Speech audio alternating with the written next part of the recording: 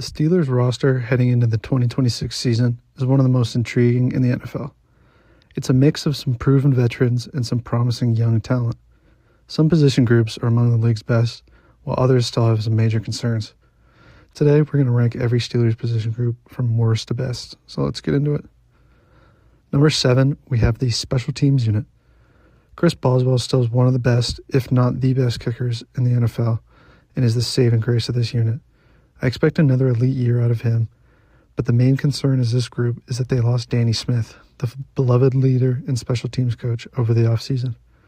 Smith has been a staple in Pittsburgh for years and turned less talented groups into very successful units.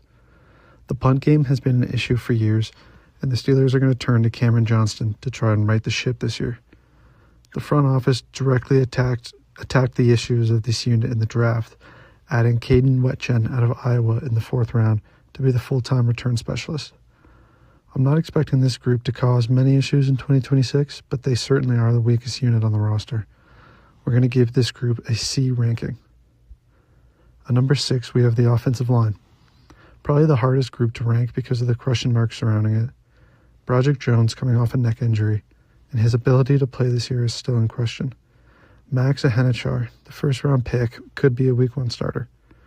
Luckily, the Steelers still have an elite center in Zach Frazier, who bulldozes in the run game and holds his ground in the passing game. The guard combination of Spencer Anderson and Mason McCormick is not elite by any stretch, but definitely above average in the league. If this unit stays healthy and we see some cohesion and chemistry, they have a chance to be a lot better than people expect. However, with all the uncertainties, they're going to earn a B- grade. At number 5, we have the quarterback. It's strange to give an entire position group ranking to one player, but that's how important Rodgers will be to the Steelers this year. In his age 42 season a year ago, Rodgers surprised many of the doubters, looking mobile and agile enough to get his throws off, and his arm looked as live as ever.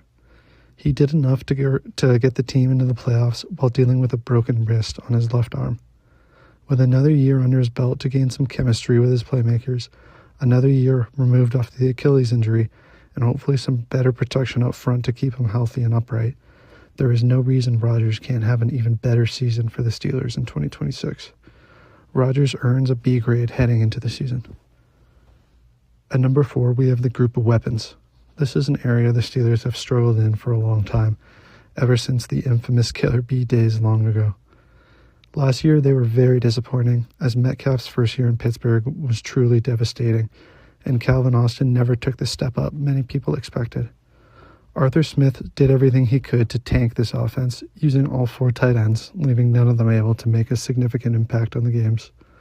The bright spot was the running backs, Jalen Warren and Kenneth Gainwell, and the front office did a lot to address this group over the offseason, replacing the loss of Gainwell with Rico Dowdle, trading for Michael Pittman, and drafting Jeremy Bernard.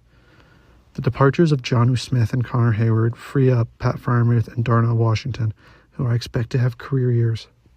Overall, this bunch is miles ahead of where they were entering the season a year ago, and Rodgers should have an easier time finding them. This group earns a B+ grade. The third best unit on this team heading into 2026 is the D-line. Anchored by the grizzled veteran Cameron Hayward, this group has been among the league's best for years. At 37 years old, Hayward has shown no signs of slowing down yet, and the team has added an abundance of young talent and depth around him. Derek Harmon, the first rounder a year ago, had a great rookie year and looks to take the next step in year 2. Keanu Benton has been a reliable piece beside Hayward and continues to turn in productive years. Rotational depth pieces like Y.A. Black and Sebastian Joseph Day make this unit even more fierce when they're able to substitute guys in and out to stay fresh.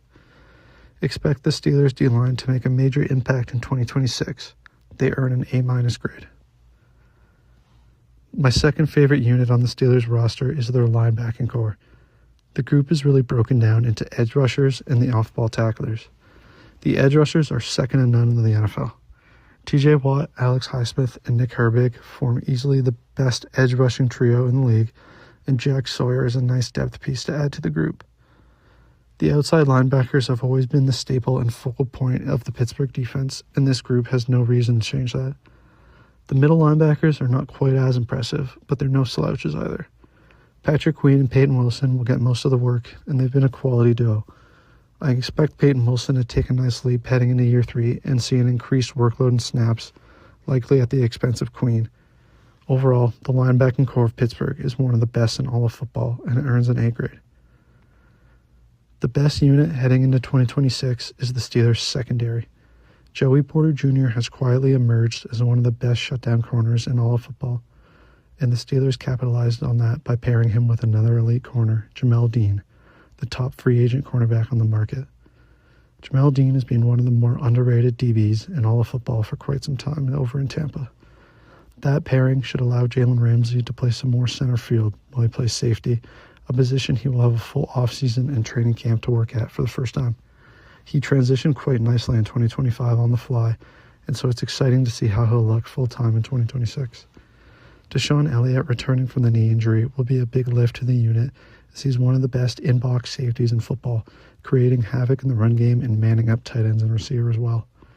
The Steelers also added experienced veterans like Jaquan Brisker and Darnell Savage to round out undoubtedly one of the best secondaries in the NFL. Let me know in the comments what you guys think I got wrong and where you would rank certain position groups.